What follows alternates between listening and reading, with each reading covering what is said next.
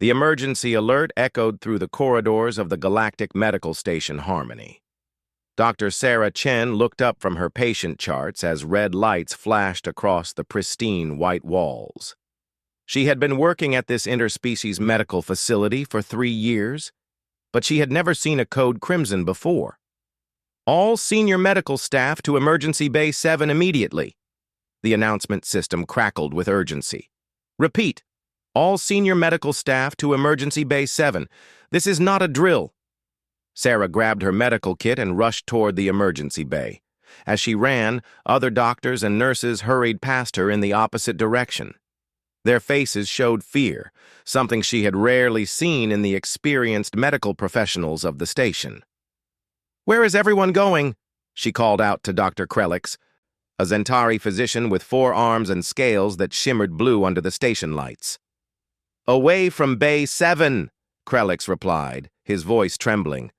"It's the Vorthak Queen. She's dying, and nobody wants to be blamed if she doesn't survive." Sarah's heart skipped a beat. The Vorthak Empire controlled nearly a third of the known galaxy. Their queen, Zixara the Eternal, had ruled for over 200 years. The Vorthak were known for their advanced technology, their warrior culture, and their extreme protectiveness of their monarch. If the queen died under someone's care, the entire medical station could face the wrath of the Vorthak fleet. But Sarah had taken an oath. A doctor's duty was to save lives, regardless of the political consequences. She pushed through the doors of Emergency Bay 7 and froze. The room was nearly empty except for a few junior nurses who looked terrified. On the medical platform lay a figure unlike anything Sarah had seen before. The Vorthak Queen was massive, nearly 3 meters long, with a crystalline exoskeleton that pulsed with fading purple light. Her 6 limbs twitched weakly, and a strange black fluid leaked from cracks in her natural armor. "Where are all the doctors?" Sarah demanded. A young nurse, barely out of training, stepped forward. "They all left when they saw her condition. The Vorthak ambassador said that if she dies, whoever touched her last will be executed according to their laws. The senior staff, they said it was too risky." Sarah felt anger rise in her chest.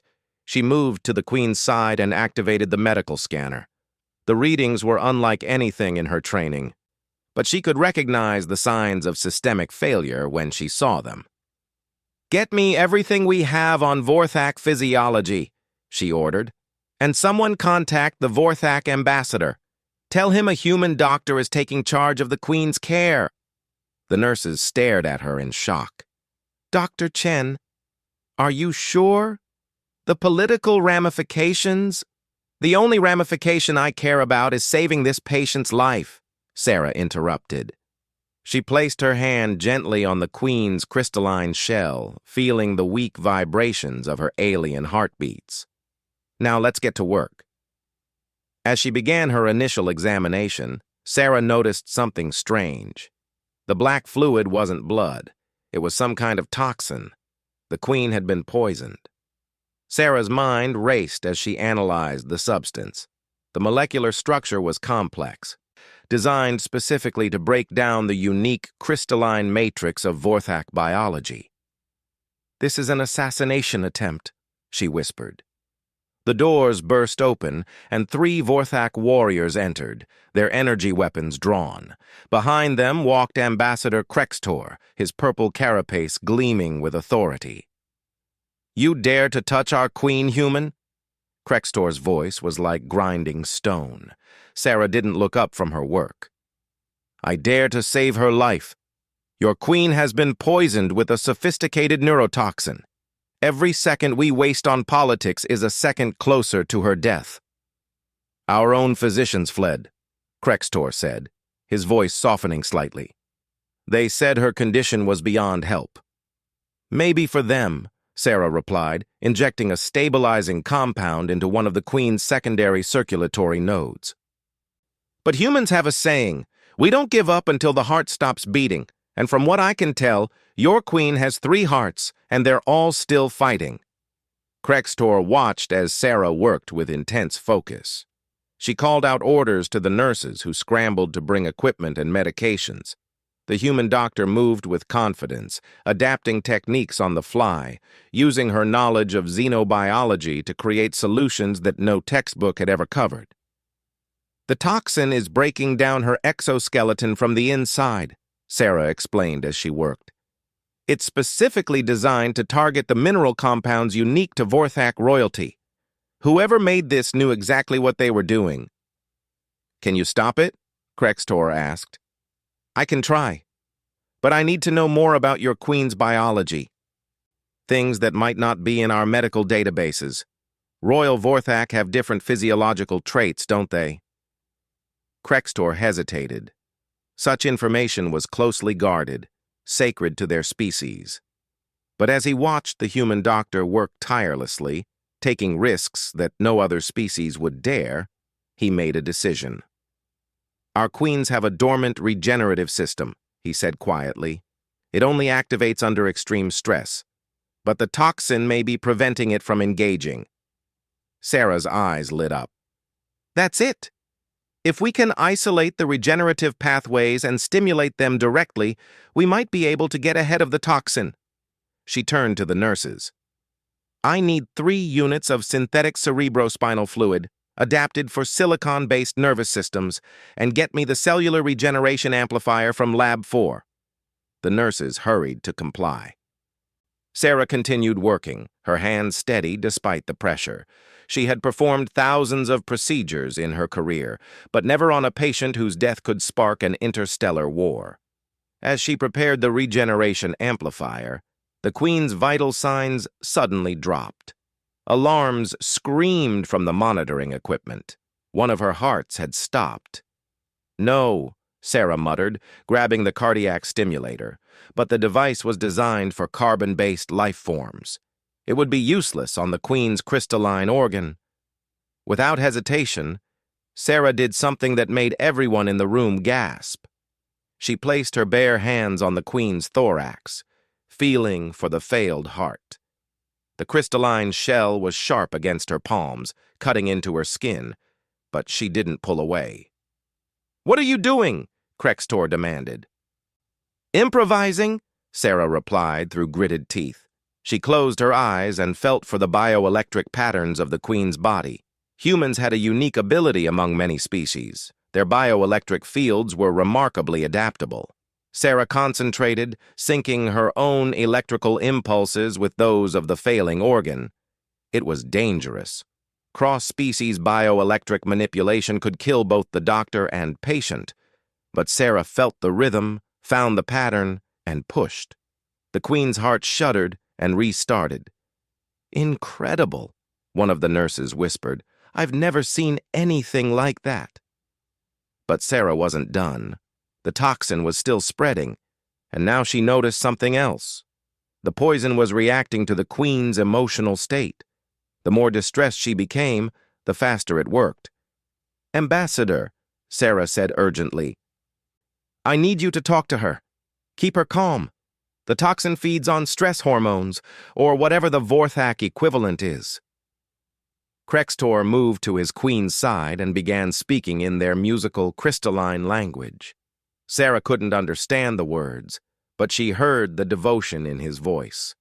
While he spoke, Sarah prepared her treatment. Using the information about the regenerative system, she created a cocktail of medications that would boost the Queen's natural healing while neutralizing the toxin. It was experimental, untested, and based largely on educated guesses and human intuition. She injected the compound directly into the Queen's primary heart. For a moment, nothing happened. Then the Queen's body began to glow. The purple light that had been fading suddenly blazed bright. The black fluid began to clear, replaced by a healthy violet luminescence. "It's working," Sarah breathed. "Her regenerative system is activating." But the process was violent. The Queen's body convulsed as it fought off the poison. Her crystalline shell cracked and reformed, shedding the contaminated layers. Sarah and her team worked frantically to support her through the transformation, adjusting medications and life support as needed.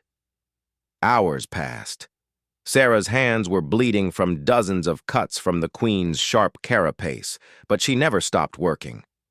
The other doctors who had fled began to peer through the observation windows, amazed at what they were seeing. Finally, as the station's artificial dawn began to brighten the corridors, the Queen's eyes opened. They were multifaceted, like jewels, and they focused on Sarah's face. "You saved me," the Queen spoke in accented galactic standard, her voice like wind chimes. "A human, when my own kind's physicians fled." Sarah smiled tiredly. "It's what doctors do, Your Majesty. Human doctors, anyway." The Queen slowly sat up, her movements graceful despite her ordeal. She looked at Sarah's bleeding hands, then at Ambassador Krextor. "This human risked not only her life but endured physical pain to save me," the Queen said. "Make a record of this. Let all know that when the Vorthak Queen lay dying, it was a human who showed true courage." Krextor bowed deeply. "It shall be done, my Queen." The Queen turned back to Sarah. "What is your name, brave healer?" "Dr. Sarah Chen, Your Majesty." "Dr. Sarah Chen," the Queen repeated, memorizing the name. "You have earned the eternal gratitude of the Vorthak Empire. But more than that, you have shown me something I had forgotten in my long years of rule." "What's that, Your Majesty?" "That courage comes not from strength or power, but from compassion. Your species is young in the galaxy, but perhaps that is why you remember what others have forgotten." The Queen reached out one of her limbs and gently touched Sarah's wounded hands. Where she touched, the cuts healed instantly, leaving no scars. "This is my gift to you," the Queen said. "Healing as you have healed me, and something more. From this day forward, you carry my mark. Any Vorthak who sees you will know you as a friend of the Empire, under my personal protection." Sarah felt a warm tingling where the Queen had touched her. A small crystal pattern appeared on the back of her hand, beautiful and delicate like a snowflake made of light. The observation room had filled with the doctors and staff who had fled earlier. They watched in amazement as the Queen stood tall, fully recovered, her crystalline form radiant with health. "Now," the Queen said, her voice carrying new authority, "I believe we have an assassin to find, and when we do, they will learn what happens to those who strike at the Vorthak through poison and treachery." As security teams mobilized and the station buzzed with activity, Sarah finally allowed herself to sink into a chair. She was exhausted but satisfied. She had done her job, kept her oath, and maybe, just maybe, changed how the galaxy saw humanity. One of the nurses who had stayed brought her a cup of coffee, real Earth coffee, not the synthetic stuff. "That was the bravest thing I've ever seen," the nurse said. Sarah took a sip and smiled. "It wasn't bravery. It was just being human. We see someone who needs help, and we help. It's that simple." But as she sat there, watching the sunrise through the station's viewports, Sarah knew it wasn't simple at all. She had just saved one of the most powerful beings in the galaxy, and in doing so had proven that humans belonged among the stars, not because of their technology or military might, but because of their willingness to do what was right, regardless of the cost. The first part of an incredible journey had begun, and Sarah had no idea how far it would take her or how much the galaxy would change because one human doctor had refused to walk away. 3 days after saving the Vorthak Queen, Dr. Sarah Chen found herself in a situation she never could have imagined. She sat in a sleek shuttle racing through space toward the Vorthak Royal Command Ship, personally summoned by Queen Zixara herself. The mark on her hand glowed softly, a constant reminder of how her life had changed. "Dr. Chen, we're approaching the Sovereign's wrath," the pilot announced. Sarah looked through the viewport and gasped. The Vorthak command ship was massive, a crystalline city floating in space, its hull gleaming with the same purple radiance as the Queen herself. As their shuttle docked, Sarah was met by Ambassador Krextor and a full honor guard.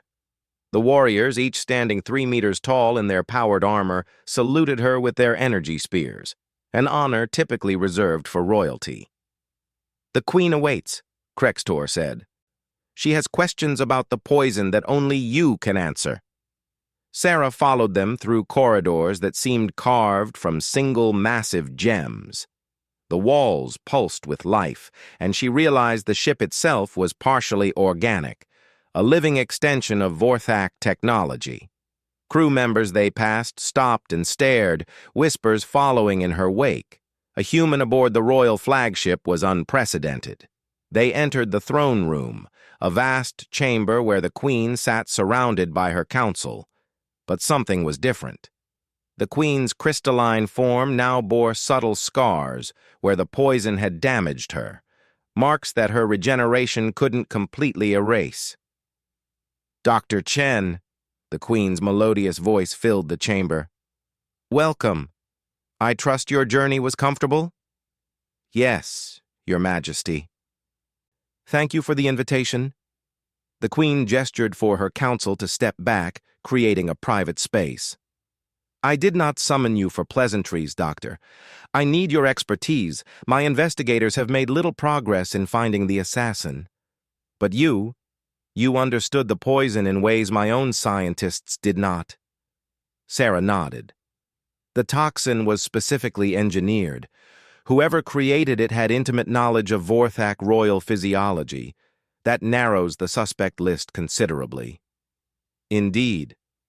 Which is why I suspect the traitor is among my inner circle."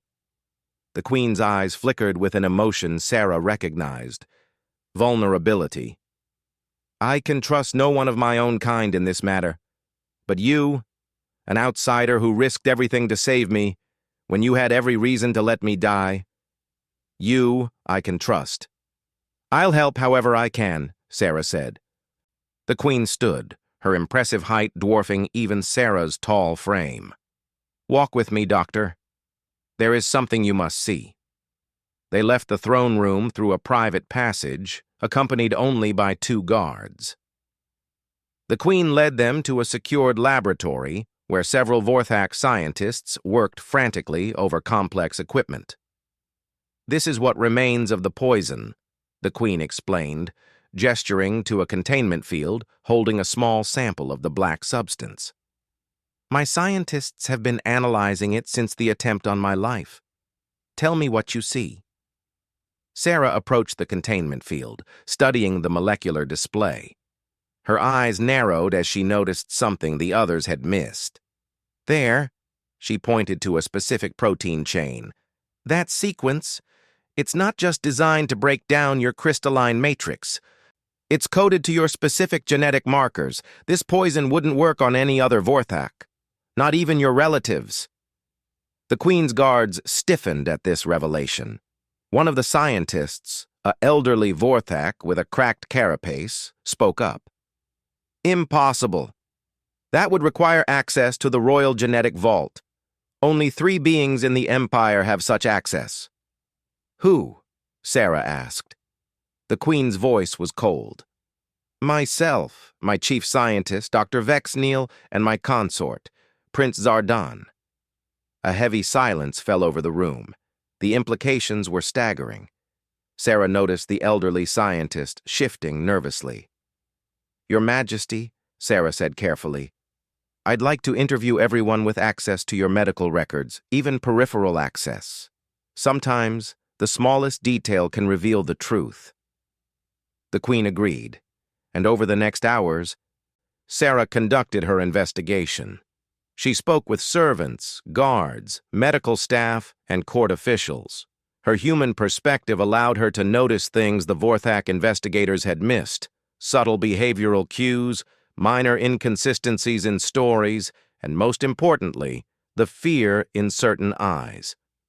It was while interviewing the Queen's personal physician, Dr. Vexneal, that Sarah noticed something crucial. The doctor was nervous, but not in the way of a guilty party. He was terrified of someone else. "Dr. Vexneal," Sarah said gently, employing the bedside manner that had served her well with countless anxious patients. "You're afraid, but not of the Queen. Who threatens you?" The Vorthak physician's compound eyes darted around the room. "I cannot. You don't understand. They have my offspring." "If I speak—" "Who has your offspring?" Before Vexneal could answer, alarms shrieked through the ship. The lights shifted to combat crimson, and Sarah heard the distant sound of weapons fire.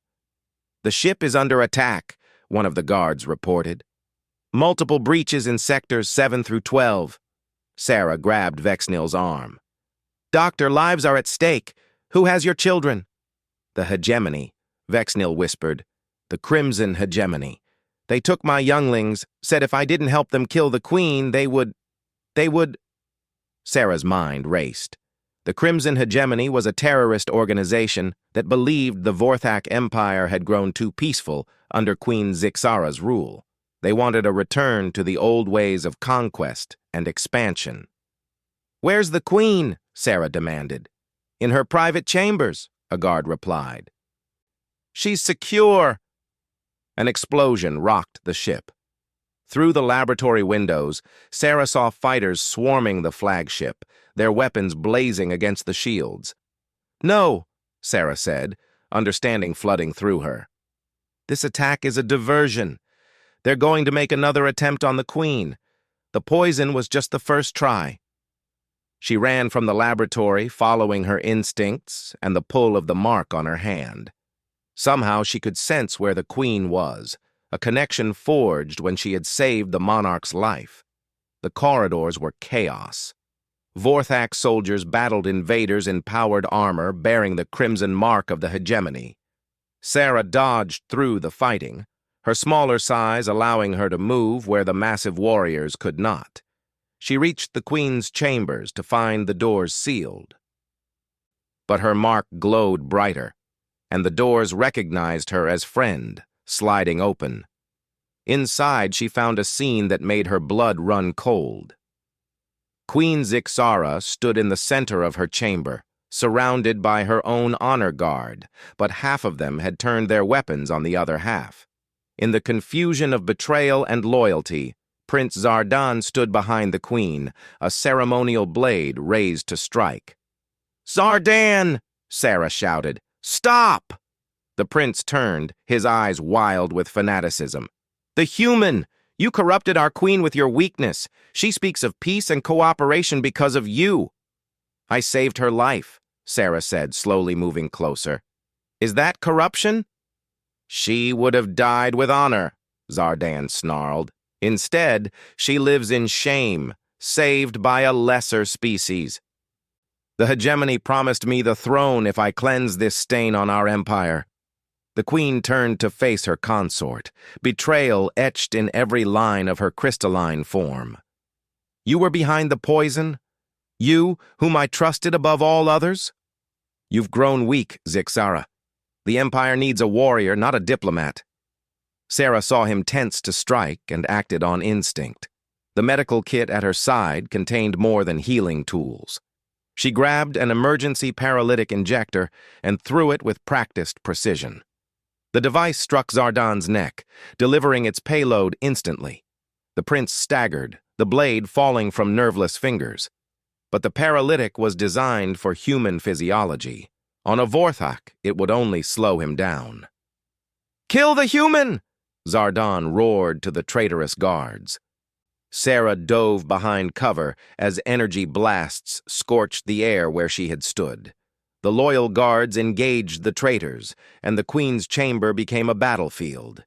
In the chaos, Sarah saw Zardan reaching for a hidden weapon, another poison injector similar to the one that had nearly killed the Queen before. He might be slowed, but he was still dangerous.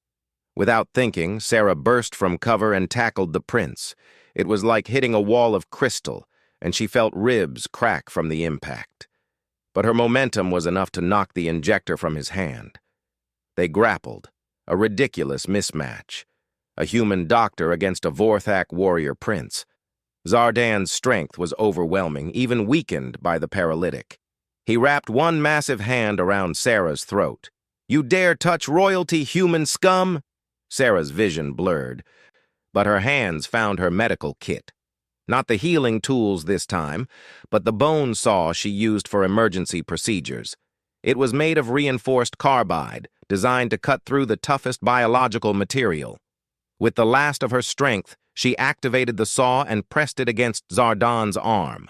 The blade shrieked as it met crystalline flesh, but it cut. Zardan screamed and released her, purple blood flowing from the wound. The queen moved then, faster than Sarah had ever seen. Her own ceremonial blade swept out, and Prince Zardan's head separated from his body, his expression frozen in shock. "The penalty for treason," the queen said coldly, "is death." The traitorous guards threw down their weapons, seeing their leader fall. The loyal guards quickly subdued them. Throughout the ship, Sarah could hear the tide of battle turning as word spread of the prince's death and the plot's failure. Sarah struggled to sit up, holding her ribs. The queen knelt beside her, concern replacing the cold fury of moments before. "Once again, you saved me," the queen said, "at great cost to yourself." "Just doing my job," Sarah wheezed, tasting blood. "Though my job description is getting really complicated." The queen's hands glowed with the same healing light she had used before. Sarah felt her ribs knit back together, the pain fading to a dull memory. "Your job," the queen said, "is whatever I say it is. And I say you are now my personal advisor on all matters of security and medicine. The hegemony will try again. They always do. But with your human intuition and courage, we will be ready. Your Majesty. I'm just a doctor. You are the doctor who saw through a conspiracy my own security forces missed. You understood the poison, recognized the true threat, and fought a Vorthak warrior prince despite being a fraction of his size." The queen helped Sarah to her feet. "You humans have a saying, actions speak louder than words. Your actions have spoken volumes." As medical teams arrived to treat the wounded and security forces rounded up the conspirators, Sarah found herself at the center of a moment that would reshape galactic politics. The Vorthak queen had been saved not once, but twice by a human doctor.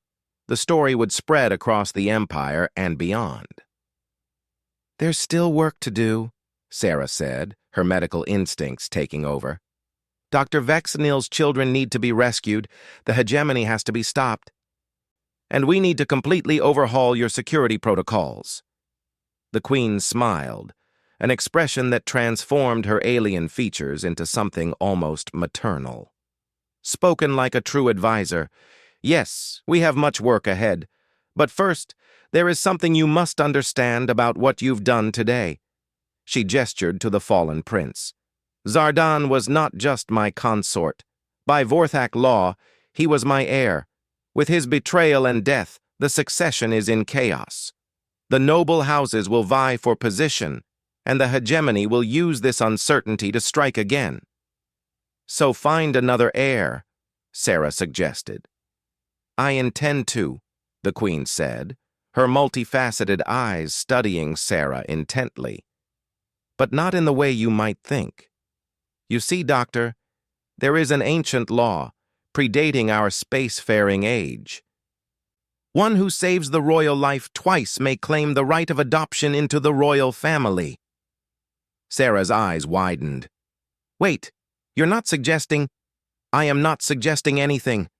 I am declaring, you saved my life from poison, then from betrayal.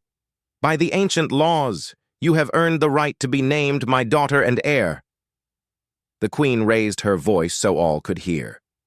"Let it be known that Dr. Sarah Chen, the human who refused to abandon her duty, is now Princess Sarah of the Vorthak Empire."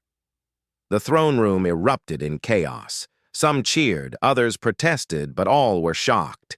A human in the line of succession to the Vorthak throne was unprecedented, unthinkable. Sarah stood frozen, her mind reeling. "Your Majesty, I can't. I'm not even Vorthak." The nobles will never accept this. Then they will learn, the queen said firmly. You have proven that courage and wisdom are not limited by species.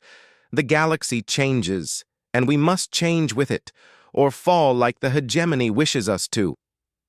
As arguments raged around them, Sarah felt the weight of destiny settling on her shoulders.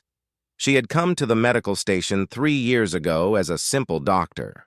Now she stood as a bridge between species, a symbol of what cooperation could achieve. If I accept, Sarah said slowly, and that's a big if, I have conditions. The queen raised an eyebrow ridge. You would negotiate with the queen? I would negotiate with my adoptive mother, Sarah corrected, earning a surprised laugh from the monarch. Name your terms. First, I continue practicing medicine. I won't be just a ceremonial princess. Second, we establish a proper multi-species medical corps, with humans and Vorthak working together. Third, we find and rescue Dr. Vexenil's children and any others the hegemony has taken. And fourth? The queen asked, sensing there was more. Fourth, we use this opportunity to build real bridges between our species. Not just political alliances, but cultural exchange, shared knowledge, mutual understanding. Sarah met the queen's gaze steadily. If I'm going to be a symbol, let it be a symbol of unity, not division. The queen was silent for a long moment. Then she placed her hand over Sarah's, their marks glowing in harmony. Accepted, my daughter. All of it. She turned to address the court. The human has shown more wisdom in these few moments than many show in a lifetime. Any who challenge her right to stand as my heir challenge me. And I am still Zixara the Eternal, survivor of assassinations and crusher of rebellions. Choose your positions carefully. As the court slowly came to terms with this new reality, Sarah found Ambassador Krextor at her side. Your Highness, he said with a bow, your first royal duty awaits. The hegemony forces are retreating, but they've taken hostages, Dr. Vexenil's children among them. Sarah straightened, feeling the responsibility of her new position. But underneath the weight was the same drive that had brought her to that emergency bay 3 days ago, the need to help, to heal, to save lives. Then let's get to work, Princess Sarah of the Vorthak Empire said. We have people to save. The rescue mission briefing took place in the war room of the Sovereign's Wrath. Sarah stood beside Queen Zixara, still adjusting to the weight of the ceremonial armor they had crafted for her. It was lighter than standard Vorthak armor, designed for her human frame, but incorporated the same crystalline technology that protected the Queen's warriors. The hegemony has retreated to the broken worlds, General Krextor explained, projecting a holographic star map. These asteroid fields are littered with their hidden bases. Finding the hostages will be like locating a single grain of sand in a desert. How many hostages? Sarah asked. 47 confirmed, including Dr. Vexenil's 3 younglings. They took mostly family members of key personnel, using them as leverage to turn our people into unwilling spies. Sarah studied the map, her mind working through the problem from a different angle than the military strategists around her. We're thinking about this wrong. We don't need to search every asteroid. We need to make them come to us. Explain, the Queen commanded. They took hostages for leverage, but their main attempt failed. The prince is dead, Your Majesty lives, and their spy network is exposed. Right now, those hostages are their only bargaining chips. Sarah pointed to a central location in the asteroid field. They'll want to negotiate, to salvage something from their failure. The hegemony doesn't negotiate, General Krextor scoffed. They're fanatics. Even fanatics have survival instincts, Sarah countered. And I'm betting their leadership is more pragmatic than their foot soldiers. We offer them a trade, me for the hostages. The room erupted in protests. The Queen raised a hand for silence. You would sacrifice yourself? Not sacrifice. I said offer. Sarah smiled. They want me dead because I represent change, cooperation between species. But they also need to see me as valuable enough to trade for. So we make it very public. Announce that the new human princess will personally negotiate for the hostages' release. It's too dangerous, Ambassador Krextor said. You're too important now. I'm a doctor, Sarah interrupted. Those children need help. That's what's important. She turned to the Queen. Trust me. Humans have dealt with hostage situations for centuries. We know how to handle extremists.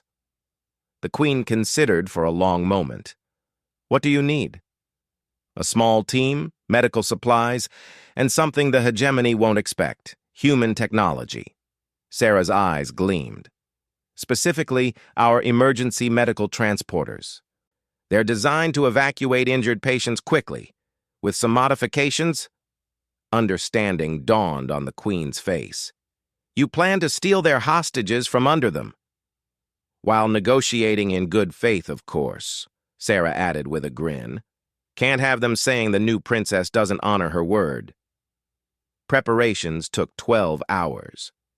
Sarah hand-picked her team, 2 Vorthak warriors for security, a human engineer named Marcus who had been working on the station, and surprisingly, Dr. Vexneal himself, who insisted on coming despite his fear. My cowardice endangered our queen, Vexneal said. I must make amends. They took a diplomatic shuttle, its hull gleaming with royal colors, and broadcast their approach on all channels. The hegemony response came quickly, coordinates to a massive asteroid converted into a fortress. As they docked, Sarah felt her nerves singing with adrenaline. Through the viewports, she could see weapon emplacements and fighter craft.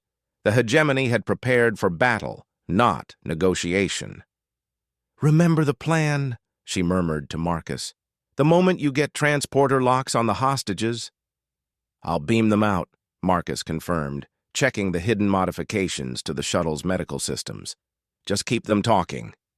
The airlock opened, and Sarah stepped out first, flanked by her guards. The hegemony soldiers were imposing in their crimson armor, but she noticed something they probably didn't intend to reveal: battle damage, hastily repaired. Their failed attack had cost them dearly. They were led to a chamber carved from asteroid rock, where the hegemony leadership waited. Sarah recognized their leader from intelligence files, Commander Thaxar, a scarred veteran of the old expansionist wars.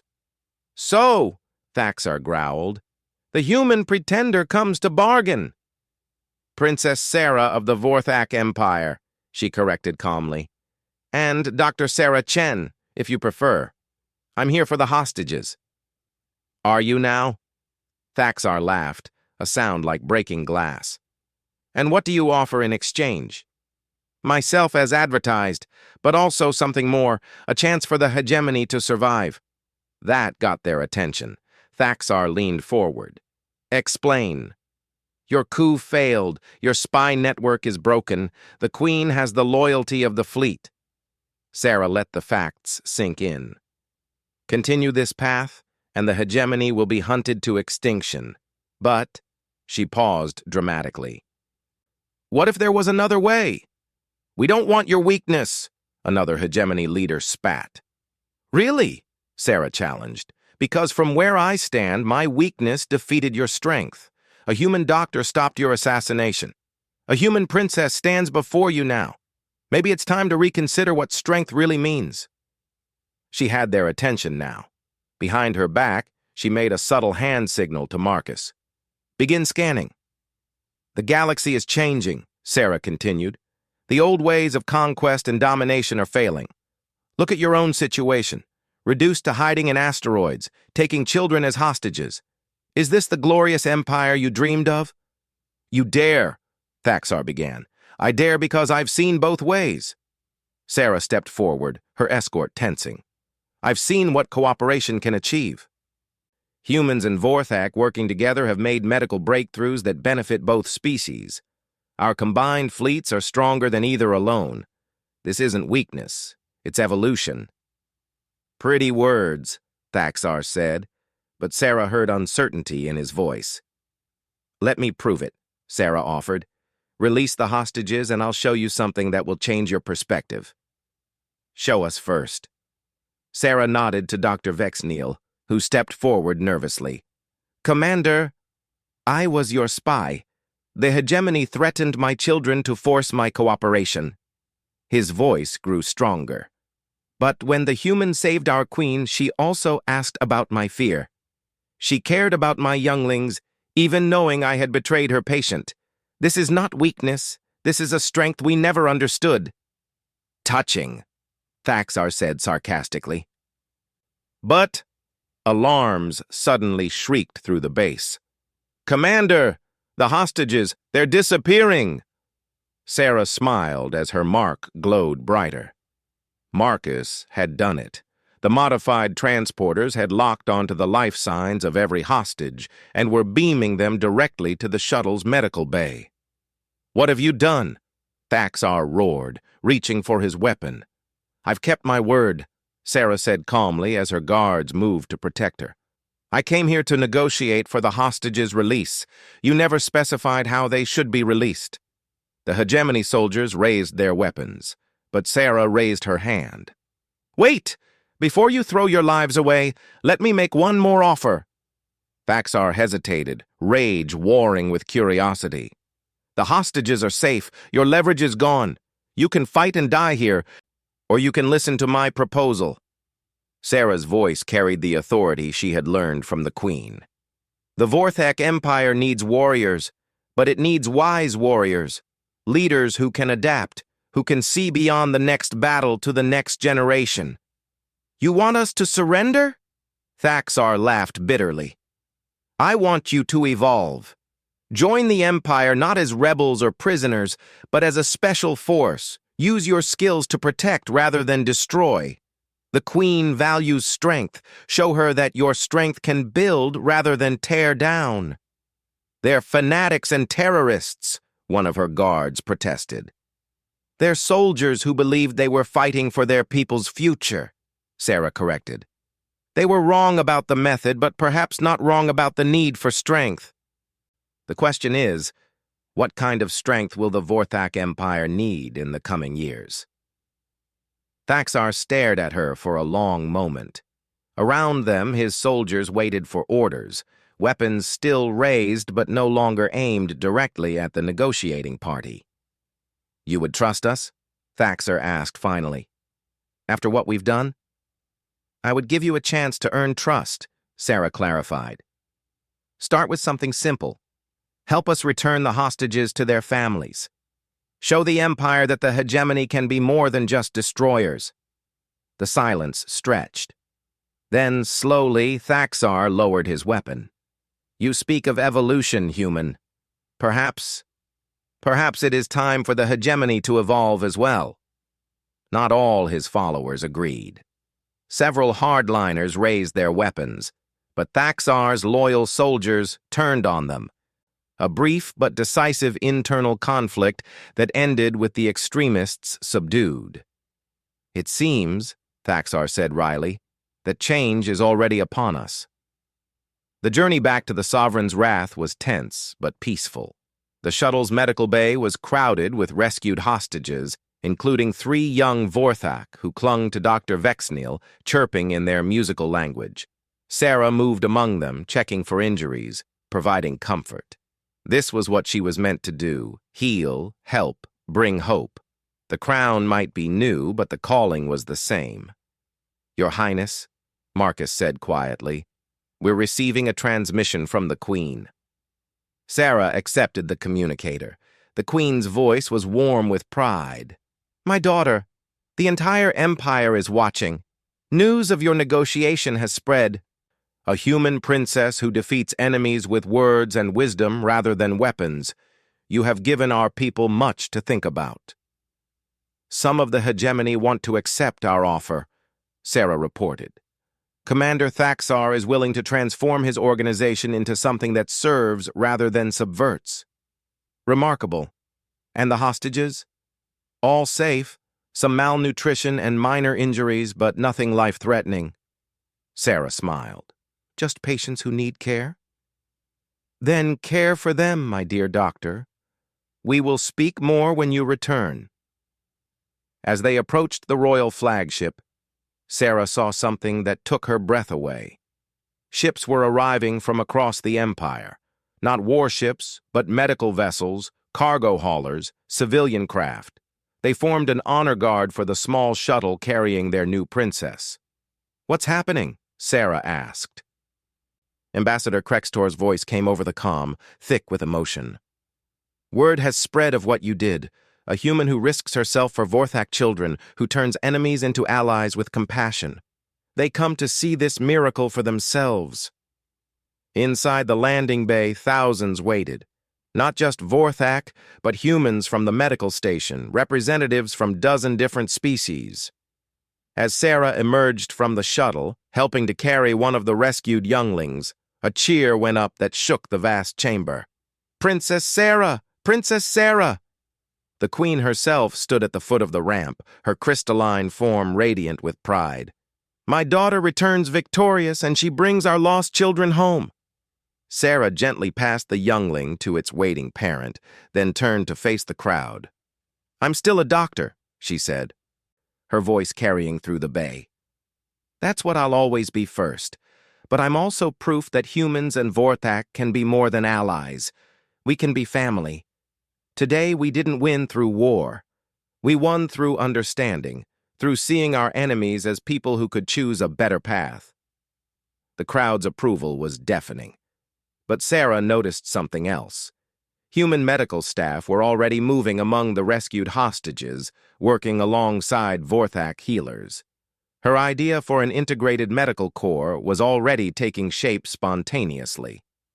Later, in private, the Queen and Sarah stood on an observation deck, watching the fleet that had gathered. You've started something, the Queen said.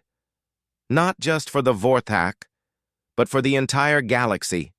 Species working together, understanding each other, healing instead of harming. It's what humans do, Sarah said simply. We see suffering and we try to help. We see division and we try to bridge it. Sometimes we fail, but we keep trying.